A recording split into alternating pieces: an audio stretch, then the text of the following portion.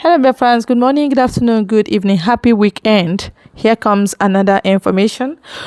Yes, this is international information concerning Nnamdi Kanu'S lawyer.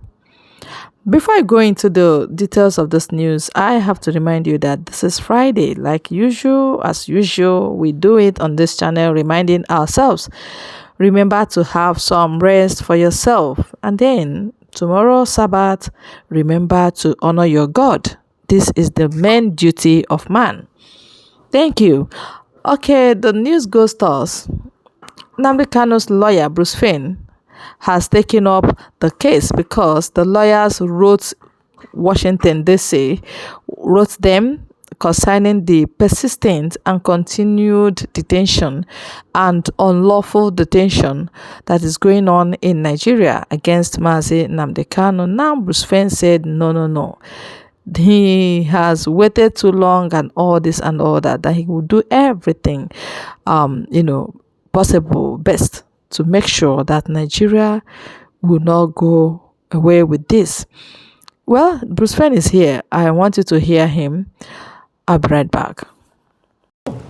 My name is Bruce Fein. I'm the International Counsel for Mazi Nnamdi Kanu, especially relating to his now 4 years plus arbitrary imprisonment without trial by the Nigerian government. Here is a document that we all in this room have prepared. It is a petition to be filed with President Donald Trump asking that he list 6 Nigerian high-level officials, 5 judges and a former Attorney General, Mr. Malami, under the Global Magnitsky Human Rights Accountability Act. Now, to qualify for listing, you need to be systematically engaged in a violation of internationally recognized human rights. And all of these listed individuals have been engaged in persecution of Mazi Nnamdi Kanu for over 4 years, denying him a right to fair trial, denying him a right to freedom, denying him a right to speak with counsel, and most importantly, denying him a right to free speech. Trying to punish him for peaceful advocacy of a time-honored justification for self-determination, most recently undertaken in South Sudan, for the Biafran people to decide whether they wish to chart their own destiny as opposed to remaining in the Nigerian orbit. Remember that the Biafrans never did join Nigeria. There was never any vote for Biafrans to say, we want to be collectivized, as the British ordained in 1914. You don't need to secede from a company that you never joined in the first instance. And that's what Nnamdi Kanu's campaign is about, indeed the higher campaign from Biafrans.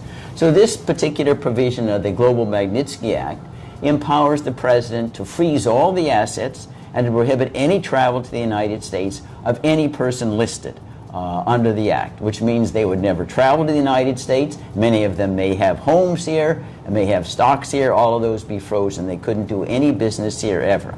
Moreover, the Magnitsky Act also is stigmatizing. It brands you as someone worthy of others who are listed, who are notorious criminals, the president of North Korea, and others that are household words for violating human rights. So that's where we're doing. It's not a choice that we made initially. We worked very hard with the UN Working Group on Arbitrary Detention to try to get Nigeria to comply with its order to immediately and unconditionally release Mazi Nnamdi Kanu. We pleaded with Nigeria, here's the directive, just please comply with it. All we got was no, no, no. We'll ignore everything. So after all peaceful avenues of redress have been exhausted, we are now resorting to the Global Magnitsky Act as one of the final ways we can hold Nigeria accountable outside the corrupt Nigerian system. The President of the United States has his own independent authority to exert the powers of the United States to pressure Nigeria to comply with the working group decision, and that's what this petition seeks to accomplish. What the government did is a crime. Think of this obtuseness. Nnamdi Kanu is being prosecuted by the criminal organization that captured and prosecuted him. It's the government should be prosecuted by Nnamdi Kanu, not the other way around. And when that happens, we know that justice will have prevailed. Does the president have the power to actually punish countries doing business with Nigeria? I mean, how far do those teeth go? No, I mean, we can see right now with regard to the use of the tariffs. Yeah. If you call tariffs, punitive tariffs, 100, 200%, the answer is yes. The president does have that authority under emergency powers and existing sanctions that Congress has allocated to the executive branch to do those things. But I don't believe in this particular situation, Mark, there really is much space between the president and Congress. Congress also, the United States, is very, very critical of Nigeria. The chairman of the House Foreign Relations Committee, Chris Smith, has been a bitter critic of Nigeria for long years.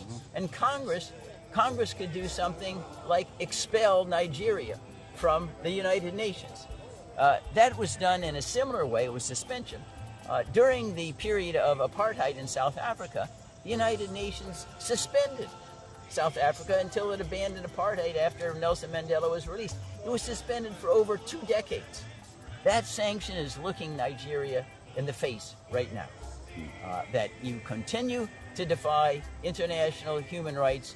You're not worthy of sitting in the United Nations anymore. And think of this kind of oddity. It was the United Nations Working Group that said Nnamdi is being held in violation of 16 international human rights covenants and orders his immediate and unconditional release.